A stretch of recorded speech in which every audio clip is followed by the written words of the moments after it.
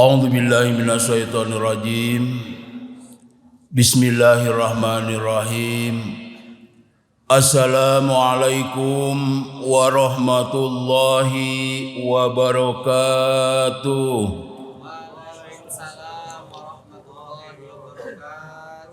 Daun salam, daun sereh ditambah ku daun katuh. Nu ngajawab salam ngan saukur sawereh jigana masih ngararantuk. Tapi insyaallah tidak akan diulangi lagi ya. Alhamdulillah, alhamdulillahilladzi ja'ala sholatu imaduddin. Paman aqamaha faqad aqamadin, wa man tarakaha faqad hada madin. Asyhadu an la ilaha illallahul malikul haqqul mubin, wa asyhadu anna sayyidana wa nabiyyana Muhammadan abduhu wa rasuluh shadiqul wa'dul amin. Allahumma sholli ala sayyidina Muhammad wa ala alihi wa sahbihi ajmain. Amma ba'du faqala Allah ta'ala fil Qur'anil Karim. A'udzu billahi minasyaitonir rajim. Bismillahirrahmanirrahim. Yarfa'illahu alladhina amanu minkum walladhina utul ilmi darajat. Pertama dan yang utama, marilah kita sama-sama memanjatkan puji dan syukur kehadirat Allah Subhanahu wa taala yang Maha Ghafur, yang telah memberikan harkat martabat yang luhur. Oleh karena itu pandai-pandailah kita bersyukur kepada Allah Rabbuna Ghafur, karena semua orang akan menghadapi Rabbuna Ghafur, ngalangkungan alam kubur, maut ngarana. Salawat serta salam semoga dilimpahkan kepada Nabiullah Muhammad Rasulullah sallallahu alaihi wasallam, kepada semua keluarganya, para sahabatnya, para tabi'in-tabi'innya sampai pada kita sekalian yang masih turut dan taat pada ajarannya. Mudah-mudahan kita diakui sebagai umatnya yang insyaallah jaminannya akan mendapatkan syafatul iman nanti pada hari kiamat. Bapak-bapak, ibu-ibu hadirin kaum muslimin wal muslimat yang mengharap ridha Allah Subhanahu wa taala, terutama kepada anak-anakku sekalian, alhamdulillah pada pagi ini banyak anak-anak tinimbang aki-aki. Itu salah satu akan memajukan negara, akan memajukan agama, tergantung kepada anak-anak sekarang. Kenapa? Karena aki-aki mah memang waktunya sudah bau tanah. Walaupun masalah usia memang itu urusan Allah Subhanahu wa taala. Cuman kebanyakan yang akan memajukan negara, yang akan memajukan agama adalah anak-anak. Oleh karena itu Abah sangat senang sekali apabila di masjid-masjid banyak anak-anak. Kadang-kadang orang tua dulu suka merarang anak-anak itu heureuy di masjid. Nah, kalau sekarang tidak ya, dipersilahkan anak-anak ke masjid. Kalau seandainya anak-anak heureuy cek bahasa Inggris namanya, heureuy cek bahasa Inggris nama itu wajar. Mending kene heureuy di masjid daripada heureuy di jalan, mesti katabrak mobil. Heureuy di masjid mah insyaallah moal celakanya. Hari di masjid mah cuman barangkali ada batasan-batasannya ya. Bapak dan Ibu hadirin yang mengharapkan Allah Subhanahu wa taala, alhamdulillah pada pagi ini izinkanlah Abah akan menyampaikan, Bahodang akan menyampaikan tilu hal, tilu pekerjaan manusia, tilu amal-amalan manusia, 3 amal-amalan orang muslim kadang-kadang apabila tidak dilakukan tidak merasa menyesal di dalam hatinya dan tidak merasakan dosa. Sekali lagi, 3 amal-amalan manusia yang apabila ditinggalkan atau tidak dilakukan tidak merasa menyesal di dalam hatinya dan tidak merasakan dosa. Itu termasuk barangkali abah sendiri ya. Termasuk bah odang sendiri apabila tidak melakukan yang tiga itu rasanya tidak dosa. Rasanya tidak menyesal.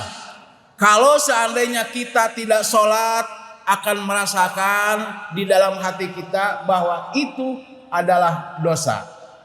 Kalau kita tidak puasa di bulan Ramadan itu akan merasakan bahwa itu adalah dosa. Kalau kita tidak meninggalkan perintah Allah Subhanahu wa taala akan terasa itu dosa. Tetapi ada perintah Allah Subhanahu wa taala, perintah Rasulullah sallallahu alaihi wasallam yang apabila tidak dilakukan tidak merasa dosa. Apa itu? Yang pertama adalah tolabul ilmi. Yang pertama apa Nana? Tolabul ilmi. Tolabul ilmi itu adalah mencari ilmu. Barangkali karena sudah banyak ilmu pada dirinya sehingga tidak mau untuk melaksanakan tolabul ilmi. Karena sudah banyak di dalam dirinya ilmu sehingga tidak memerlukan lagi ilmu dari orang lain. Maka itu adalah salah satu perbuatan yang dosa, tetapi tidak terasa. Tidak terasa bahwa itu adalah dosa. Padahal waktu senggang, waktu ada untuk melaksanakan atau untuk mendengarkan ilmu-ilmu, baik itu dari ustadz yang kondang maupun dari ustadz odang ya. Maupun dari ustadz yang kondang maupun dari bah odang. Yang penting ilmu. Al ilmu nurun. Ilmu itu adalah cahaya. Hadirin ikhwanul iman rahimakumullah. Yang pertama adalah tolabul ilmi. Sedangkan Allah Subhanahu wa taala sudah menjamin bagi orang yang suka mencari ilmu, bagi orang yang suka tolabul ilmi, yarfa'illahu alladhina amanu minkum walladhina utul ilmi darajat. Allah Subhanahu wa taala akan mengangkat harkat derajat orang-orang yang iman dan orang-orang yang mencari ilmu di antara kamu. Ikhwanul iman rahimakumullah. Inilah jaminan Allah Subhanahu wa taala apabila orang yang suka mencari ilmu akan diangkat derajatnya oleh Allah Subhanahu wa taala. Karena kita menyadari ilmu itu adalah sangat diperlukan, sangat dibutuhkan oleh yang namanya manusia. Yang kedua apabila kita tidak melaksanakan amal tersebut atau tidak melakukan amal tersebut, tidak merasakan dosa atau tidak menyesal di dalam hatinya, yaitu untuk mendoakan orang tua kita. Yang kedua apa Nana? Yang kedua, kita tidak merasakan dosa dan tidak merasakan menyesal di dalam hati apabila kita tidak mendoakan orang tua. Ini barangkali khusus untuk anak-anak yang masih mempunyai orang tua. Jangan lupa untuk mendoakan orang tua dengan ucapan apa anak-anak? Robbighfirli wali walidaya warhamhuma kama rabbayani shogiro ya. Ini untuk anak-anak. Bagaimana orang tua kita sudah meninggal, bahkan kita sudah tua. Mungkin setiap orang yang sudah tua, orang tuanya sudah meninggal, termasuk abah sendiri ya. Abah juga anak yatim ya. Anak-anak, bah odang juga anak yatim. Karena apa? Karena sudah tidak punya ibu, sudah tidak punya bapak. Tetapi tetap masih mempunyai kewajiban. Kita masih mempunyai kewajiban terhadap orang tua kita yang sudah meninggal. Apa kewajiban kita? Apakah ngasih nasi? Tidak. Apakah ngasih pakaian? Lain. Nah masihan cai kopi pahit? Sanes. Apa tuh kewajiban kita terhadap orang tua yang sudah meninggal?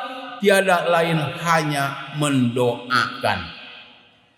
Hanya mendoakan, dilarang untuk meminta kepada orang yang telah meninggal, walaupun itu orang tua kita. Karena kita mendapatkan kesedihan, orang tua kita sudah meninggal. Gusti, Abah, Ma, tolong abdi. Tidak boleh. Tidak boleh ya. Tidak boleh memohon kepada orang tua yang sudah meninggal. Justru kepada orang tua yang sudah meninggal harus mendoakan, Allahumma gfir laha warhamha wa'afiha wa'fu anha. Allahumma gfir lahu warhamhu wa'afihi wa'fu anhu. Allahumma gfir lahum warhamhum wa'afihim wa'fu anhum. Insyaallah akan kebawa semuanya, termasuk nini, aki, uyut, udak-udak, jangwareng dan sajabanya. Insyaallah akan terbawa apabila kita membacakan doa Allahumma gfir lahum warhamhum wa'afihim wa'fu anhum. Yang ketiga, yang tidak merasakan dosa atau tidak ada penyesalan di dalam hati apabila ditinggalkan, ialah kita tidak bisa melanjutkan pekerjaan atau amal-amalan orang tua kita yang baik-baik. Kita sebagai anaknya, apabila orang tua kita dulu waktu hidup di alam dunia suka bersilaturahmi, maka kita sebagai anaknya harus melakukan silaturahmi. Dulu orang tua kita selagi masa hidupnya suka melaksanakan perintah Allah Subhanahu wa taala, maka kita sebagai anaknya harus melakukan perintah Allah Subhanahu wa taala sesuai dengan kemampuan kita yang ada pada diri kita. Tidak diperbolehkan kita melakukan pekerjaan orang tua dulu apabila pekerjaan itu jelek.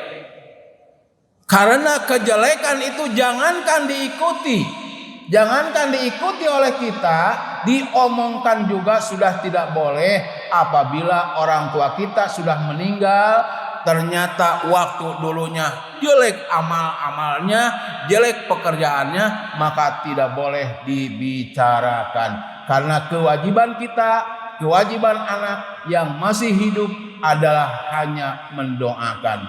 Sebagaimana Rasulullah Shallallahu Alaihi Wasallam bersabda di dalam sebuah hadis,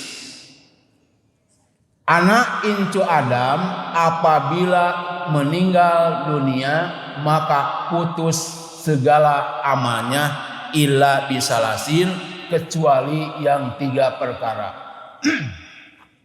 Yang pertama adalah sedekah jariyah ketika hidup di dunia.